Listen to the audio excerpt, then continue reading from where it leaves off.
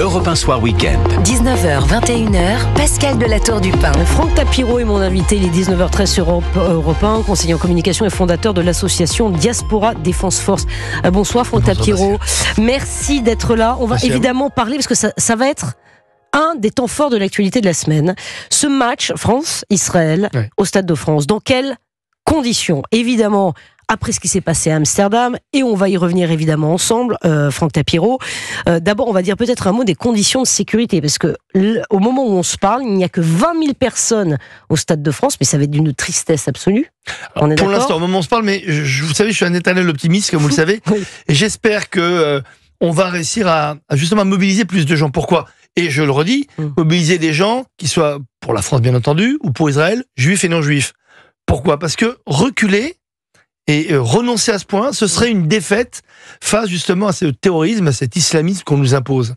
Et pourquoi ? Parce que ce match finalement France-Israël, ça fait bien longtemps que certains, comme la France Insoumise, veulent le bannir, veulent le boycotter, veulent l'interdire, veulent l'annuler. Il y a eu des tweets malheureux, il y a eu une vague comme ça qui tente à dire n'y allez pas, comme si bien sûr il y avait une indignité à jouer contre Israël. Donc vraiment, je crois que c'est très important, avec tout ce qui s'est passé cette semaine, avec cette bâche de la honte au Parc des Princes, une bâche d'incitation à la haine, au génocide, plus bien entendu la chasse aux Juifs à Amsterdam, on se dit la meilleure réponse, c'est d'y aller en masse. La meilleure réponse, c'est de se mobiliser. Parce que le sport, ce n'est pas ça. Ce qui s'est passé au Parc des Princes, c'est pas du sport. Ce sont des supporters qui ont estimé, vouloir faire un message de paix, mais ça c'était ce qu'il y avait d'annoncé. Mais quand on analyse bien la bâche, c'est épouvantable, avec les traces de sang, avec le porte-parole du Hamas qui est représenté à gauche, avec bien entendu la carte d'Israël remplacée par un kéfier, et un appel finalement à la disparition d'Israël. Et dans les rues d'Amsterdam, on l'a vu, ce ne sont pas des supporters contre d'autres supporters. Ce sont des hordes anti-juives qui attendaient les supporters devant leurs hôtels et dans la ville, loin du stade, pour chasser les Juifs. Et on a vu ces vidéos épouvantables qui avaient d'ailleurs exactement le même procédé que le Hamas, qui a filmé ces exactions avec fierté, sauf que là, il fallait juste dire qu'on n'était pas juif et dire Free Palestine pour éviter d'être tabassé, comme sous l'occupation, où on faisait baisser le pantalon des jeunes enfants pour savoir s'ils étaient circoncis, juifs ou non. Voilà, donc il faut se remettre aujourd'hui dans un contexte qui n'est pas juste une guerre comme ça entre supporters, des échauffourées, non. C'est une haine des Juifs qui a maintenant dépassé une autre dimension. Donc face à cela, bien entendu, on comprend que ce match France-Israël soit placé vraiment sous d'abord les feux de l'actualité et de la sécurité sera assurée, parce que 2500 policiers et gendarmes, est-ce que ce sera suffisant, notamment pour ceux qui ont l'intention de venir en métro? Bien sûr. Alors, il y en a qui s'inquiètent. Alain Knoll m'a envoyé un SMS en me disant je m'inquiète, comment on va faire pour accéder faut pas s'inquiéter déjà, parce sécurité. On a un ministre de l'Intérieur, M. Retailleau, et un grand préfet, Laurent Nunez, qui justement ne recule pas. Qui ne recule pas devant ce terrorisme, parce que c'est un acte de terrorisme. Vous savez, le terrorisme, c'est pas que des attentats, c'est mettre finalement les gens dans un climat de peur permanente. Et c'est ça justement qu'ils veulent éviter, en disant, si on renonce, c'est qu'on recule.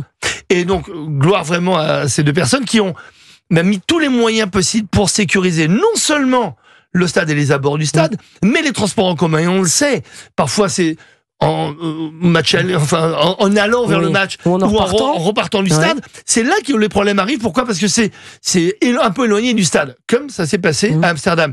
Bien entendu, il y aura aussi des forces de police, je pense, qui seront dans Paris, sur les grands axes, ou aux Champs-Élysées ou ailleurs, parce que on peut très bien avoir exactement la même chose que Amsterdam. Il y a des gens en plus qui appellent à cela.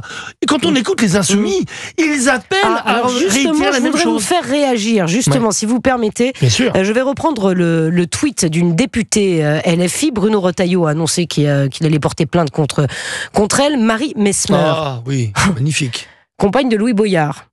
Ces gens-là, elle parle les Thénardier de la France Insoumise, les deux, vraiment. Bon, alors ces gens-là, ils n'ont pas été lynchés. Et elle parle effectivement de ces personnes de confession juive qui ont été lynchées à Amsterdam. Elle dit ces gens-là n'ont pas été lynchés parce qu'ils étaient juifs, mais bien parce qu'ils étaient racistes et qu'ils soutenaient un génocide, Franck Tapiro. Alors déjà, ces gens-là, on est complètement déjà dans la sémantique de Mélenchon. Vous savez, les gens. Ces gens-là, c'est déjà le dédain et le mépris par rapport à des jeunes juifs, des jeunes israéliens. Elle fait uniquement, elle a fait depuis le 7 octobre après-midi, c'est justifier non seulement le massacre du 7 octobre et toutes les exactions contre les juifs par « ils l'ont bien cherché ». Bien entendu, Israël l'a bien cherché avant le 7 octobre. On va faire croire qu'Israël a commis un pogrom comme ce qui s'est passé le 16 octobre avant, c'était totalement faux. Il n'y a pas de génocide, il n'y a pas eu d'attaque comme celle-là, jamais. Au contraire, c'était même un moment de détente. Et là, c'est la même chose. Des supporters, on va se dire entre nous, moi je vais assez au foot depuis que je suis gamin. Si c'était pas con, un supporter, ça se saurait. Tous les supporters sont des cons, ok? On met ça sur le même point, ok? C'est nul, on arrache un drapeau, c'est pas bien. Même si les supporters sont des cons, est-ce qu'ils méritent un traitement pareil? Non. Donc vous voyez bien que là où ils veulent nous emmener, c'est de dire que les supporters du Maccabi ont commis des choses incroyables, ce qui mérite donc une chasse aux juifs. Rien ne mérite cela. Raciste et soutenant un génocide. Mais oui, mais parce que, encore une fois, c'est facile de prendre des images de supporters dans n'importe quel pays du monde. Ils se comportent de façon extrême. Je dis, ils sont des cons parce que, et pourtant, je fais partie des supporters. Quand on est supporter, oui, on devient con. C'est logique. Maintenant, est-ce que les supporters qui se comportent mal méritent ce genre de choses? Non. Même s'il y a des chants malheureux, mais si on arrache un drapeau, ok, un drapeau, même 10 drapeaux, est-ce que ça mérite une chasse aux juifs? Non. Et c'est justement le rôle de cette secte indigne, insoumise, qui tente à mettre sur le même plan d'égalité, finalement, des petits actes de conneries de supporters et une chasse aux juifs, comme on n'en a pas vu en France depuis l'occupation, même avant. La nuit de cristal. Pardon, la nuit de cristal. En plus, on a fêté le triste anniversaire de la nuit de cristal. Donc, encore une fois, ça montre à quel point ce parti, qui est pire qu'un parti antisémite ou anti-juif, moi je préfère dire anti-juif, c'est qu'ils instrumentalisent la haine des juifs à des fins politiques, à des fins électorales. C'est bien pire que cela. J'irais à la limite, moi je préfère des vrais anti-juifs, parce que vous pouvez lutter pied à pied. Et puis et démonter leurs arguments. Mais eux, c'est pire, ils se cachent derrière l'antisémitisme qu'ils instrumentalisent pour d'abord importer le conflit entre le Hamas et Israël, je le dis dans ce sens-là, parce que ça s'est passé comme ça, en France, et ils distillent tout en distribuant des drapeaux palestiniens à tout le monde pour symboliser, et ça c'est dans la symbolique, s'il peut y en avoir une, mais ça marche plutôt pas mal pour eux. En gros, le nouveau prolétaire, c'est le palestinien. Donc ils disent aux gens de banlieue issus de populations arabo-musulmanes, vous êtes en fait les Palestiniens en France. On vous a mis de côté comme là-bas. Donc en fait cette petite musique, ce récit fonctionne pas mal parce que électoralement, il faut le reconnaître aujourd'hui, ils ont réussi leur coup. Ils ont eu des députés les plus indignes d'ailleurs, comme Émeric Caron, Guiraud, qui ont été élus au premier tour. Faut pas l'oublier. Donc moi quand on me dit on en fait un peu trop avec la France indigne, parce que je n'arrive pas à les appeler insoumis, je leur dis n'oubliez pas qu'on s'adresse à des députés. Ils sont à l'Assemblée nationale, ils ont brandi des drapeaux de la Palestine, ils ont commis des exactions, mais inouïes, à parler de Yael Braun-Pivet, la présidente de l'Assemblée nationale, en disant qu'elle allait camper à Tel Aviv. Et donc, quand on met bout à bout toutes leurs invectives, on se dit, mais que fait la France indigne ou insoumise à l'Assemblée nationale? Ils sont sortis de l'arc républicain, et n'oublions pas que, vous savez, en bombant le torse, quand Mélenchon disait « La République !» C'est moi. Bien non, la République, ce n'est plus lui. Franck Tapiro, juste un mot, on arrive aux 400 jours des otages demain. On a échangé un peu ensemble avant cet entretien et vous m'avez dit que vous aviez l'intention de brandir le visage des 2 otages français qui sont toujours aux mains du Hamas aujourd'hui, jeudi soir. Est-ce que vous avez toujours l'intention de le faire dans le Stade de France? Bien sûr, alors... Vous avez l'autorisation? Alors, on a demandé l'autorisation parce que nous, on reste dans la règle. On a demandé l'autorisation à la fois à la Fédé, à la préfecture, pour essayer de déployer un tifo pacifique. Donc, qui serait avec les 2 visages des 2 otages français, en disant libérer nos otages. On nous a dit, et c'est parfois difficile à admettre, que c'était un message politique. Alors, je me demande ce qu'il y a de politique quand on annonce la libération qu'on demande la libération d'un otage, puisque ce sont des otages qui sont pris aux mains par des terroristes enterrés depuis 400 jours dans les tunnels de Gaza, on ne sait vraiment pas où ils sont. Donc, est-ce que quand 101 otages sont enterrés sous terre, dans des tunnels, à Gaza, on peut, quand on réclame leur libération... Donc pour l'instant, c'est non, Franck Tapiro. Alors, pour l'instant, on nous a dit non, mais on aura d'autres moyens de le faire. On viendra avec des pancartes, avec des t-shirts. Voilà, et on espère pouvoir revendiquer quelque chose de simple.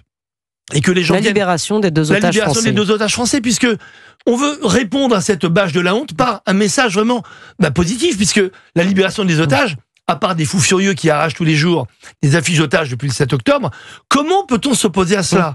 Comment peut-on s'opposer à la libération de 2 personnes qui attendent depuis 400 jours d'être libérées, sachant que, soit en France ou ailleurs, à part quelques pays, très peu de monde fait quelque chose pour les libérer. Vous serez demain au rassemblement à 15h, place du Palais Royal, justement pour la mobilisation, pour demander la libération de ces otages? Alors demain particulièrement, c'est un des rares jours où je ne pourrai pas y être parce que je ne serai pas à Paris. Mais en revanche, j'incite bien entendu tout le monde à y aller. Pourquoi? Parce qu'encore une fois, c'est en faisant la pression et en montrant que dans le monde entier, même si c'est très compliqué, on demande cette libération, qu'on pourra forcer quelques nations à se réveiller, parce que vous avez vu encore hier, je crois que le Hamas a refusé non seulement un nouveau plan de libération des otages, et alors le Qatar s'est retiré de la table des négociations. Pardon? Pour l'instant, c'est un peu tendu, puisqu'on le disait il y a un instant, le Qatar s'est retiré de la table des négociations en disant on n'arrive pas à trouver un compromis entre les deux parties. Mais c'est le coup du baron, vous savez, quelqu'un vous vole votre montre. Et le lendemain, il y a quelqu'un qui arrive en disant je sais qui vous a volé votre montre, je vais la retrouver, mais si vous me donnez un peu d'argent. C'est exactement ça le Qatar. Ils financent, ils hébergent, ils protègent les patrons du Hamas depuis des années. D'ailleurs, le 7 octobre, on les voyait pavaner dans des suites à Doha, dans des grands hôtels, et après ils se positionnent comme ceux qui peuvent négocier la libération des otages. Mais on se fout de qui? C'est normal, c'est eux qui ont financé ceux qui ont kidnappé et qui ont pris en otage ces 101 personnes. Et donc, c'est normal qu'ils soient en première ligne pour essayer de les libérer. Est-ce qu'ils le font? Bah non, il y en a encore 101 qui sont dans les sous-sols. Pourquoi? Mais parce qu'aujourd'hui, on sait très bien que, d'abord, le Hamas ne détient pas tous les otages, puisqu'ils les ont vendus. Écoutez-moi bien. Vendus à des factions islamistes dans tout Gaza. Depuis le démarrage, c'est comme ça. Depuis le démarrage, quand on pourra dire toute la vérité de ce qui s'est passé depuis le 7 octobre pour les otages, il y en avait 240 à peu près au démarrage, mais vous verrez que on va raconter des choses qui seront même très difficiles à dire, à exprimer et parfois à montrer. Donc il faut nous, se mobiliser. Donc y aller en masse, je dis. J'appelle tous les Français qui nous écoutent vraiment à aller en masse. Pourquoi? Parce que si on ne se retrouve qu'à 15 000, beaucoup de billets, on leur donne raison. Qui seront mis en vente. Mais il faut aller sur le site, vous allez voir. Vous savez, encore, c'est simple. Il suffit qu'il y ait une grande vague de demandes et on ouvrira peut-être un petit peu la jauge. Et si on a 20 000, 25 000, 30 000, mon rêve, c'est qu'on soit au moins 40 000, c'est la moitié, puis c'est un peu la taille du parc. On aura gagné. On montrera que rien ne pourra nous empêcher d'abord d'aller voir un match de foot. Et le foot, c'est pas de la haine. C'est pas que des supporters qui se tapent dessus. Le foot, c'est l'universalité. C'est aussi la paix. Donc, pour moi, si le match d'abord se déroule bien, et si dans les tribunes il y a du monde, ça peut donner un signe positif, et ça montrera qu'on n'est pas soumis, encore une fois, à cette vision terroriste et islamiste. Franck Tapiro, je voudrais vous faire réagir, il nous reste peu de temps malheureusement, Franck Tapiro, je voudrais vous faire réagir à la situation de la communauté juive de France. Nous allons écouter juste un extrait d'un fait qui s'est déroulé sur la ligne 1 du métro, fait révélé par jugé coupable, lanceur d'alerte, qui a publié cette vidéo, et il écrit: après Amsterdam, Paris, ligne 1, des pro-palestiniens menacent un homme qu'ils ont désigné comme sioniste. Regardez, écoutez. Sioniste, fasciste, c'est pour les terroristes. Sioniste. Ouais, ça te fait rire, un génocide. Tueur d'enfants. Génocidaire. Tueur d'enfants. Tueur d'enfants. Tueur d'enfants.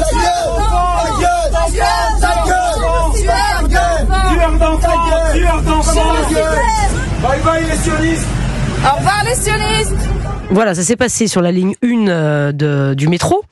Nous demandons l'interdiction de tout regroupement pro-palestinien. Enfin, si on a choisi cette scène, c'est que malheureusement, elle se multiplie, Franck Tapiro. Mais oui, et encore une fois, c'est le résultat, encore une fois, des appels à l'intifada de la France indigne, qui, depuis le 7 octobre, n'arrête pas dans tout. Vous pouvez voir, malheureusement, sur Internet, intifada à Paris, intifada, avec, vous savez, des hordes de gens qui répètent ça. Intifada, c'est le soulèvement, et c'est exactement ce qu'ils veulent provoquer. Ils veulent qu'il se passe exactement ce qui s'est passé à Amsterdam, à Paris. Donc, ils envoient des gens dans les métros, avec un type qui avait à la fois un kéfier et une kippa. Genre, le type qui est entre les deux, et qui insulte une personne qui est supposée, elle aussi, être sioniste. Vous vous rendez compte la gravité? Donc la personne sort son téléphone, filme la horde qui est devant lui pour se protéger aussi, pour éviter aussi qu'il l'agresse, et là il se fait insulter de tous les noms. Il se fait insulter de sioniste, parce qu'en fait, pas besoin d'être juif aujourd'hui ou israélien pour être sioniste. Sioniste, c'est une nouvelle, encore une fois, insulte inventée par les anti-juifs qui ont déporté, sans vilain jeu de mots, la haine des juifs sur la haine d'Israël. Mais on le sait depuis 20 ans, parce que autant l'un est un délit, autant l'autre, il est assimilé comme un délit, mais il faut vraiment qu'il y ait des actes de violence. Donc, ce petit twist et ce genre de scène, malheureusement, nous allons les voir se répéter dans nos villes, à Paris et un peu partout. C'est ça qu'il faut vraiment combattre. Donc, On sait que les forces de police seront déployées dans le métro. Et elles font un super boulot. Mais il faut, moi, j'aurais été cette personne, j'aurais tiré le signal d'alarme. Pour arrêter le métro. Parce qu'il aurait pu être menacé physiquement, et ça mérite justement de s'arrêter. Et puis, c'est un acte un peu fort pour réagir face à cela. Je trouve que fuir face à eux, c'est vraiment pour moi une défaite. Merci beaucoup Franck Tapiro. Merci d'être venu sur le plateau dans le studio d'Europe 1. On aura l'occasion de vous ressolliciter Franck Tapiro. J'ai envie de dire malheureusement. Vous savez quoi? J'ai envie de dire malheureusement. Oui, vous savez pourquoi? On parle d'autre chose plutôt que de ça. On pourrait parler d'autre chose. Ouais. Mais jeudi, j'espère qu'on sera nombreux, vraiment. Bon, voilà. Ouais. On suivra ça et on fera un débrief le week-end prochain. Franck Tapiro, dans un instant, Olivier d'Artigol et Georges Fenech. Tiens, Olivier d'Artigol va peut-être répondre à Jean-Michel Apathy. Hein, je crois que oui, ça. Jean-Michel Apathy qui a fait une phrase malheureuse sur Cyril, et il s'en est pris aussi à Olivier d'Artigol qui va lui répondre dans un instant sur Europe 1.